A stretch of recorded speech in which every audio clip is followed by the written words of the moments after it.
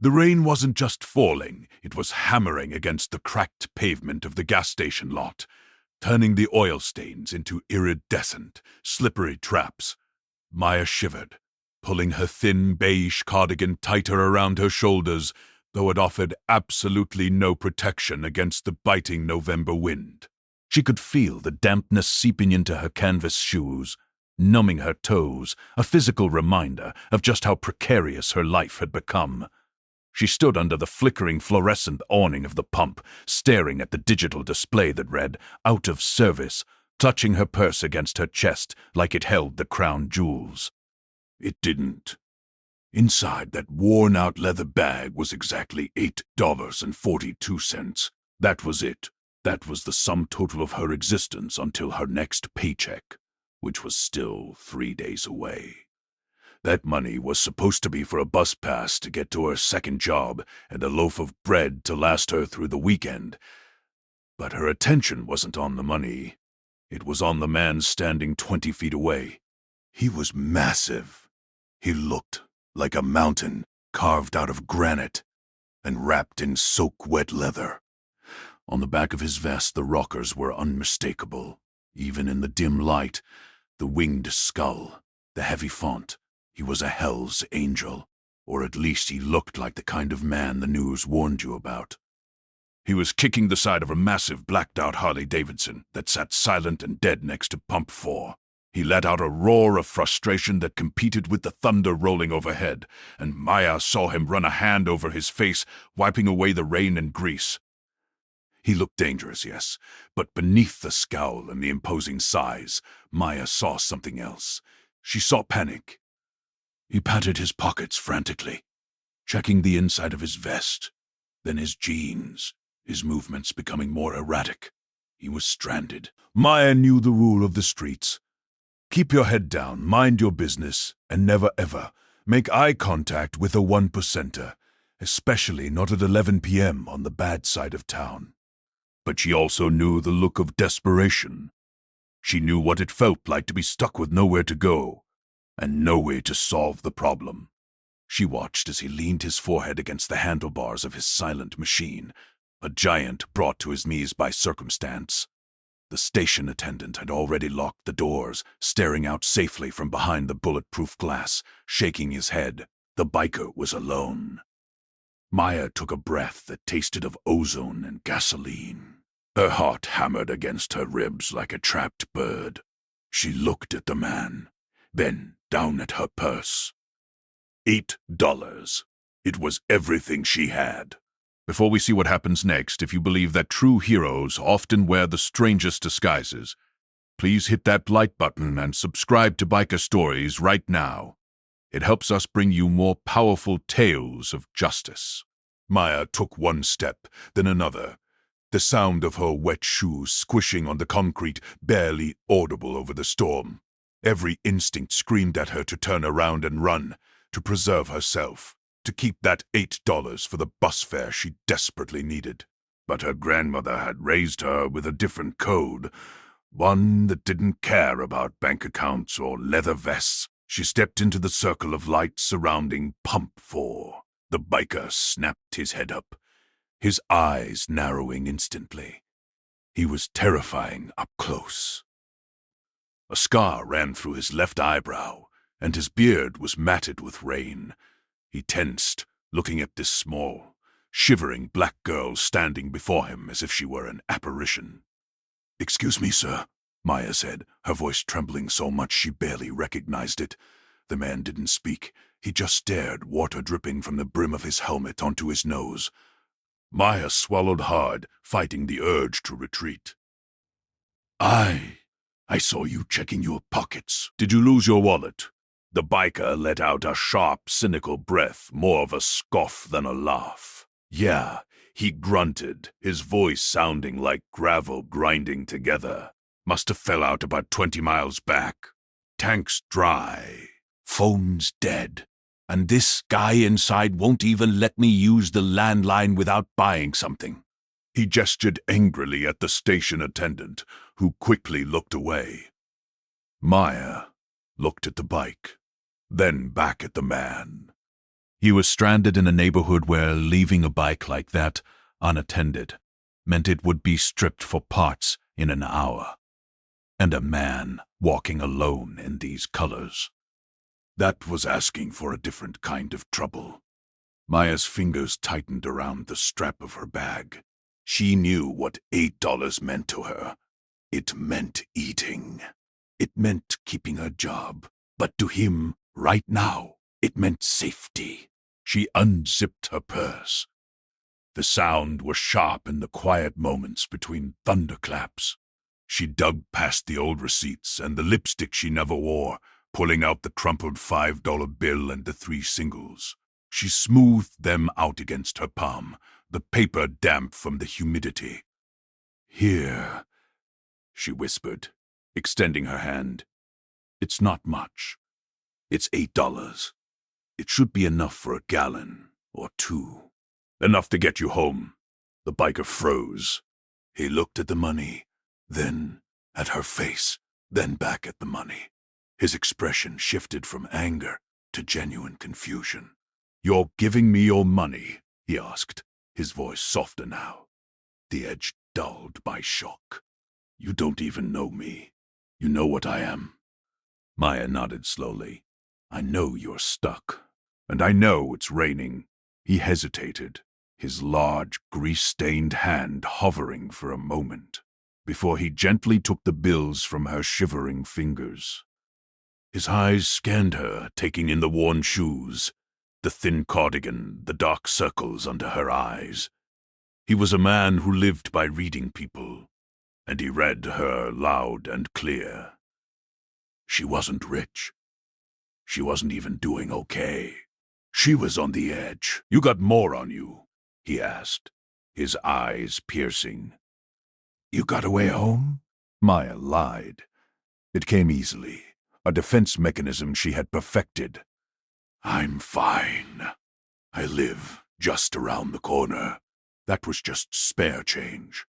The biker didn't look convinced, but the gas pump was calling. He nodded, a sharp, respectful dip of his chin. "I'm Gunner," he said. "I'm Maya." Gunner shoved the bills into the machine. He didn't say thank you in the traditional sense. He just looked at her with an intensity that burned. He pumped the gas, the liquid gold flowing into the tank. The engine roared to life. A moment later, a deafening, beautiful sound that vibrated in Maya's chest. He straddled the bike, looking down at her one last time. "I don't forget, Maya. I don't forget nothing." And then he was gone. A streak of red taillights disappearing into the rainy night, leaving Maya alone in the dark gas station lot. The silence that followed was heavy. The adrenaline faded, replaced by the crushing reality of what she had just done. She looked into her empty purse. 0, nothing. The walk home was brutal. It wasn't around the corner. It was 3 miles away. The rain intensified, soaking her to the bone. By the time she reached her small basement apartment, her feet were blistered and her body was shaking uncontrollably. She stripped off her wet clothes and curled up under a thin blanket, her stomach growling. There would be no dinner tonight. There would be no breakfast tomorrow. She had to call out of her morning shift because she couldn't afford the bus, and her boss, a man with zero tolerance for excuses, told her not to bother coming in on Monday either. That single act of kindness had cost her everything. The next morning the sun came out, but it brought no warmth to Maya's life. She sat at her small kitchen table, staring at the eviction notice that had been slid under her door 2 days prior. She was 2 months behind. She had been saving every penny, hoping to pay off at least 1 month to buy more time, but the loss of her job and the $8 she gave away had tipped the scales. She was done. She had literally spent her last lifeline on a stranger who probably didn't give her a second thought once he hit the highway. Around noon, a heavy pounding on the door made her jump. It was the landlord, Mr. Charms, Henderson. He was a squat, angry man, who smelled of stale cigars and cruelty. "Open up, Maya! I know you're in there!" he shouted. Maya opened the door a crack, keeping the chain on. "Mr. Henderson, please. I just need a few more days." "I'm done with days," he spat, his face red. "You have until tonight to pay the back rent, or I'm putting your stuff on the curb. I've got new tenants ready to move in who actually have money. You hear me? Tonight!" He kicked the door for emphasis before stomping away. Maya slid down to the floor, burying her face in her hands. The tears finally came. They were hot and stinging, born of pure frustration and hopelessness. She had tried so hard to be a good person. She worked 2 jobs. She never stole. She helped people. And this was her reward: homelessness. She spent the afternoon packing her few belongings into garbage bags. Every item carried a memory, and every bag felt heavier than the last. The apartment, as small and damp as it was her sanctuary.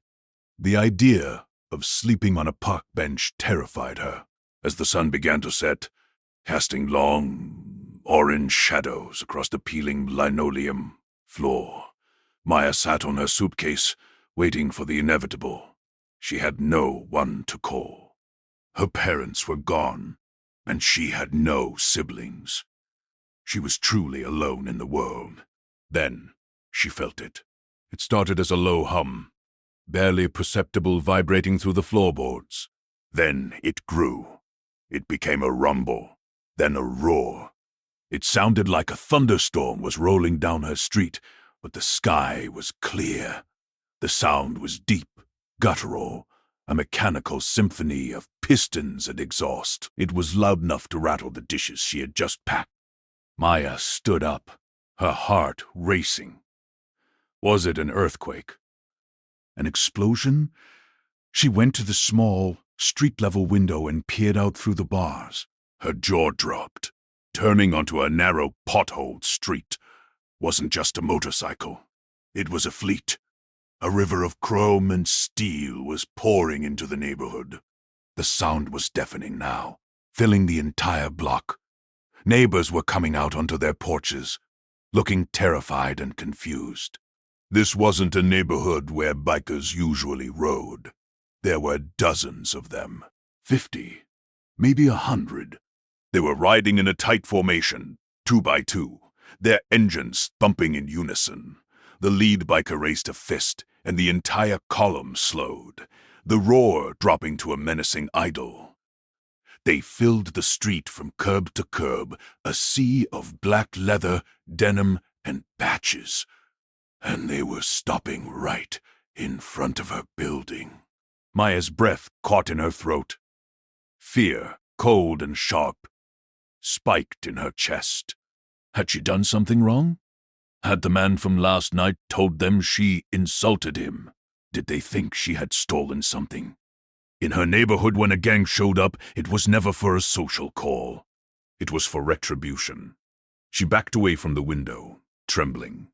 The pounding on her door this time wasn't the landlord. It was 3 solid, heavy knocks. Maya stood frozen. She couldn't move. "May," a voice boomed from outside. It was deep and familiar. She forced her legs to move, her hands shaking so badly she fumbled with the chain. She opened the door. Standing there, filling the entire door frame, was Gunner. He looked even bigger in the daylight.